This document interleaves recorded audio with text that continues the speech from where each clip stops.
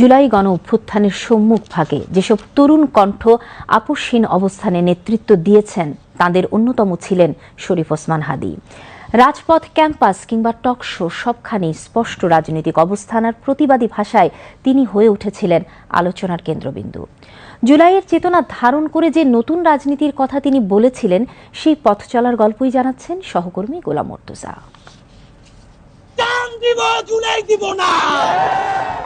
জান দেব তবু জুলাই দেব না। জুলাই গণ অভ্যুত্থানের ধারক শরীফ ওসমান বিন হাদী, যিনি প্রতিবাদকে নিয়েছিলেন জীবনের শপথ হিসেবে। ঝালকাঠির নলছিটি উপজেলার এক ধর্মভীরু মুসলিম পরিবারে জন্ম তার। বাবা মাওলানা আব্দুল হাদী ছিলেন মাদ্রাসা শিক্ষক ও স্থানীয় ইমাম।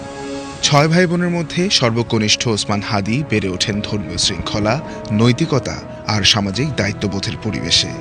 শিক্ষা জীবনের শুরু মাদ্রাসায়। ঝালকাঠি NS কামিল মাদ্রাসা থেকে আলিম শেষ করে উচ্চশিক্ষার জন্য পাড়ি জমান রাজধানীতে।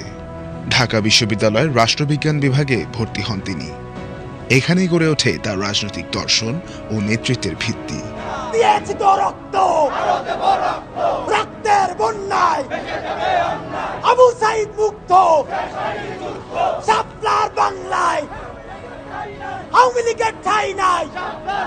বিশ্ববিদ্যালয় জীবন থেকেই তিনি ছিলেন স্পষ্টভাষী ও প্রতিবাদী। কোনো মূলধারার রাজনৈতিক দলে যুক্ত না থেকেও রাজনীতি, সংস্কৃতি ও লেখালেখির মধ্য দিয়ে নিজের অবস্থান জানান দেন। একসময় প্রাইভেট পড়ানো, কোচিং সেন্টারে শিক্ষকতা, সবশেষ একটি বেসরকারি বিশ্ববিদ্যালয়ে শিক্ষক হিসেবে কাজ করলেও রাজপথের টান তাকে থামাতে পারেনি।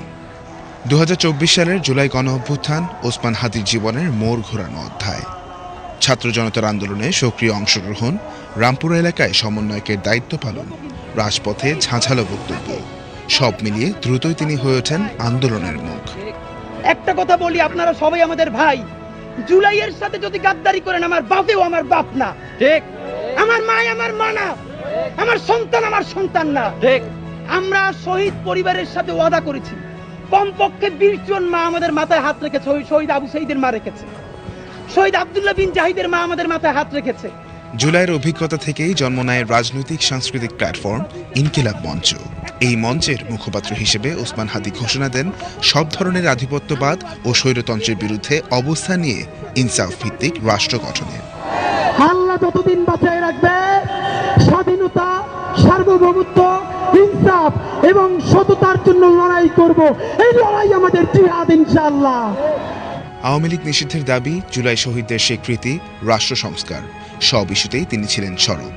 প্রতিবাদের ভাষা শুধু বক্তৃতায় নয়, কবিতাতেও খুঁজে নিতেন তিনি। তার প্রিয় কবিতা ছিল কাজী নজরুল ইসলামের বিদ্রোহী। আমি দুর্বার, আমি ভেঙে করি সব চুরমার, আমি অনিয়ম শৃঙ্খল, আমি দলে যাই যত বন্ধন, যত নিয়ম কানুন শৃঙ্খল, আমি মানি না কোনো আইন, আমি ভরাদারি করি ভরাডুবি, আমি টর্পেডো, আমি ভিন ভাসমান মাইল, আমি ধৈর্যটি, আমি এ লোকে সে ঝড় কালো বৈশাখী, বলবীর, আমি চির উন্নতশীল।